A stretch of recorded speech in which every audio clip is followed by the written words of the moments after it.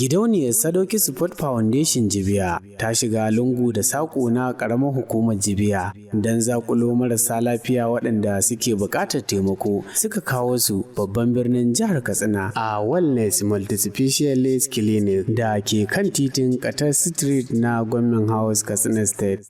Tabbas abin alkhairi baya boyuwa. Mai girma sadaukin sarkin Arewan Katsina, hakimin Jibiya, Alhaji Muhammadu Halliru Amanar Ƙauren Gwandu shi ne jajirtaccen matashin da ya ba da wannan tallafi domin sama masu ingantaccen lafiya. Kai tsaye za mu shiga cikin wannan asibiti domin tattaunawa da su marasa lafiyan domin mu ƙara jin ta bakinsu wani irin daɗi suka ji da kuma wace irin godiya suke yi wa wannan bawan Allah da ya jajirce wajen ganin sama masu ingantaccen lafiya. Da ka wannan da ke jihar Katsina, za ka iya fara wannan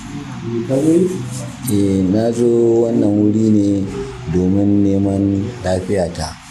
Wani bawan Allah ne da ke garinmu mai kishinmu mai tausayinmu shi ne ya ɗauki nauyin kawo mu asibitin nan domin taimaka mu da sauran al'umma baki ɗaya.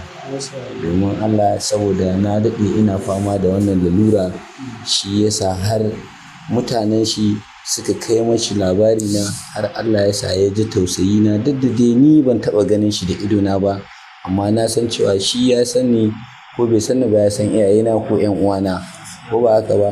Dalilin tausayin shi dai Allah ya sa yake da shi, da kishin shi, da son taimaka ma gajiyayyi, shine har Allah ya sa ya ba shi ikon ɗauko mu ya kawo mu wannan asibiti domin a taimake mu a yi mamu aiki. Ko ba komai dai lalurar nan ni na ɗauki lokaci da ita, aƙalla ina ga na kai shekara 23 ina fama da wannan lalura. Don haka ina mashi fatan alkhairi, Allah Ubangiji subhanahu wata'ala ya taimake shi, ya rufa mashi asiri duniya da lahira. Misali kai kaɗai ne a wannan asibiti? A'a, ba ni kaɗai ba ne, mun kai mu 15 tsakanin maza da mata. Aka yi rungumo mu, yasa aka ɗauko mu cikin mutuntawa da karamci, babu tsangwama babu ƙyara, aka kawo mu wannan asibiti domin a taimake mu, a taimaki rayuwarmu. Daga ka wannan asibiti da ke jihar Katsina, ko za ka iya faɗa mana me ya kawo ka? Ranka yaɗe, me ya kawo ni ko me ya kawo mu? Ba kai kaɗai ba ne? Ba ni kaɗai ba ne, mun kai mu 15. Wani bawan Allah ne, masoyin manzon Allah sallallahu alaihi wasallam, Alai Muhammadu Sadiqin duniya. Shi ya ɗauki nauyin mu gaba, shi ɗaya kawo mana mu. A yi mamu magani, kuma muna godiya. Aƙalla na kai shekara 3 da wata 7 da wannan ƙawai, ina wannan jinya. Ba wani kaɗai ba, mun kai mu 15, kowa da wannan ciwo a ƙwarin shi. Burin shi a samun mu lahiya gaba ɗaya. Kuma muna godiya. Allah ya saka da alkhairi, Allah ƙara ɗaukaka shi, Allah ƙara buɗa shi, da zai buɗi na alkhairi. Wace godiya za ka miƙa ga ƙungiyar Sadaukin Jibiya Support Foundation? Tabbas wannan ƙungiya tana da amfani, tana da matuƙar amfani sosai gare mu wallahi, muna alfahari da ita. Muna kuma yi musu godiya ga baki ɗinsu. Allah ya ƙara ɗaukaka sai ya ƙara masu buɗi na alkhairi. Mun ji daɗi saboda su ne shugabanni wurin wannan tahiya. Allah ya saka da alkhairi, Allah ya ƙara buɗi na alkhairi. Wannan bawan Allah da yake tallafa mu, zai tallafa mu, Ubangiji Allah sa alheri, Allah ba shi abin da yake nema duniya da lahira. Allah ka ba mu lafiya mu ma, ku kuma da kuka zo kuka tallafa mu, kuma Ubangiji Allah ba ku tallafa mu marasa lafiya. Wannan bawan Allah wanda ya ɗauko mu a garin Katsina, ina godiya ga Allah, ina godiya gare shi. Ubangiji mu Allah ya yi mashi ɗaukaka, Allah ya yi mashi buɗin da ya yi wannan, Allah ba shi nasara kan abin da yake nema, amma Allah ya yi mama wahalar da ta same mu, Allah ya yi mashi buɗi. Iyaye in sun riga mu gidan gaskiya, Allah ya gafarta masu, inda rayuwa Allah ya sa ya rabu da su lahiya, Allah ya tabbatar mashi da abin da yake nema duniya da lahira. Allah ya sa maku albarka kuma da ke tare da shi, Allah ya sa ku rabu da duniya lahiya. Allah ya yi buɗi na alheri, Allah ya cire mama wahalhalun da suka sha mana, Allah kai mana maganinsu, Allah ka aza maga dacewa, Allah ya sa a rabu da ƙarahunan da ake hawa lahiya. Na gode a ce ina godiya. Sai wannan bawan Allah wanda Allah ubangiji taimaka a cikin bakin gwargwado, taimakon da Allah mai shi ma zai taimake mu aka kawo mu domin a duba lahiyar jikinmu a magance mu abin da ke da mu. Kuma mun gode Allah Ubangiji ya saka da kai. Allah ya ƙara. Shi wannan wanda ya bamu wannan taimako shine Sadaukin Jibiya. Ku biyo mu domin jin cikakken rahoto daga ɗaya daga cikin 'ya'yan wannan ƙungiya ta Sadaukin Jibiya Support Foundation. A'udhu billahi samil alim minash shaitanir rajim. Bismillahir rahmanir rahim. Da farko dai sunana Junaida Ado Jibiya.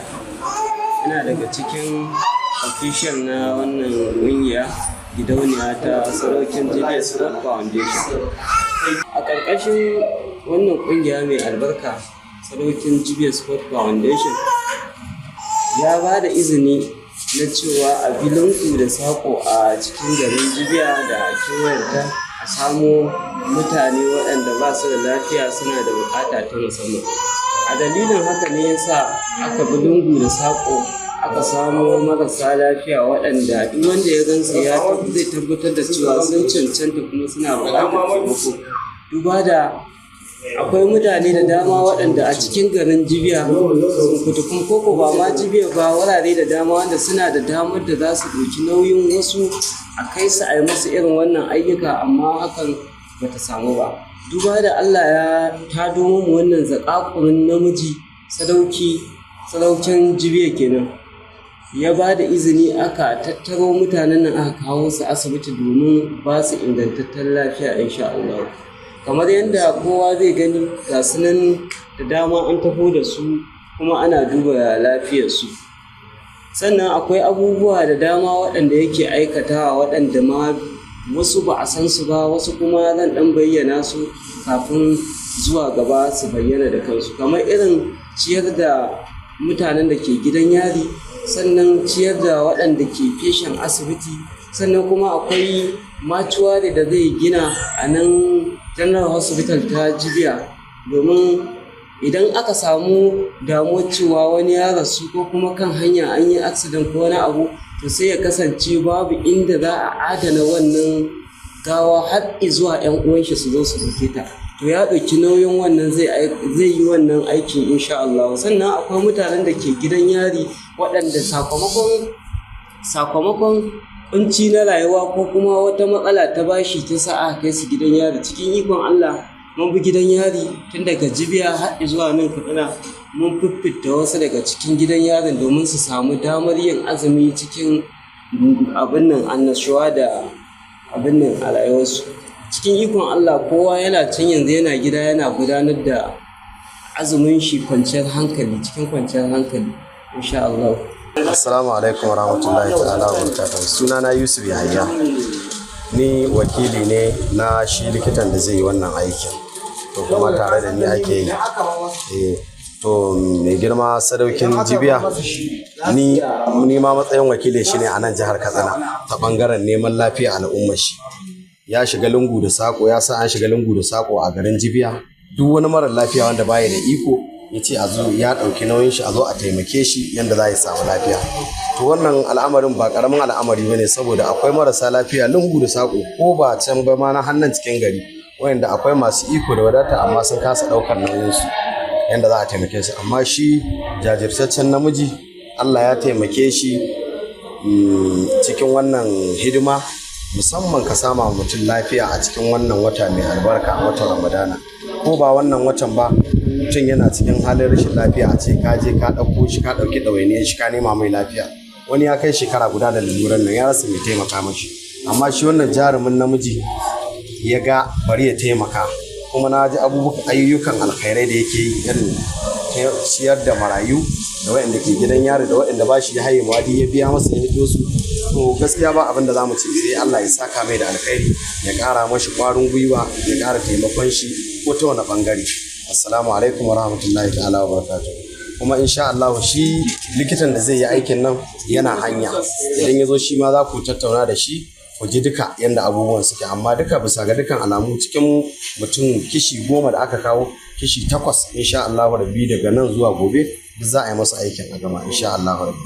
Assalamu alaikum wa rahmatullahi. Assalamu alaikum al'umman Najeriya, albishirinku Sadauki Support Foundation Jibiya foundation ne da aka kirkiro domin ci gaban al'ummar ƙasa baki ɗaya. Kwarai kuwa wannan magana haka take, musamman ga gajiyayyu ko marayu ko masu karamin karfi. Don haka Sadauki Support Foundation ne da ya ɗauki ɗamarar tallafa ma duk wani mai karamin karfi a cikin ƙasa Najeriya baki ɗaya. Jinjina ta musamman ga shugaban wannan foundation Alhaji Muhammad Halliru Amanar Kauran Gwandu ko ku ce Sadaukin Jibiya.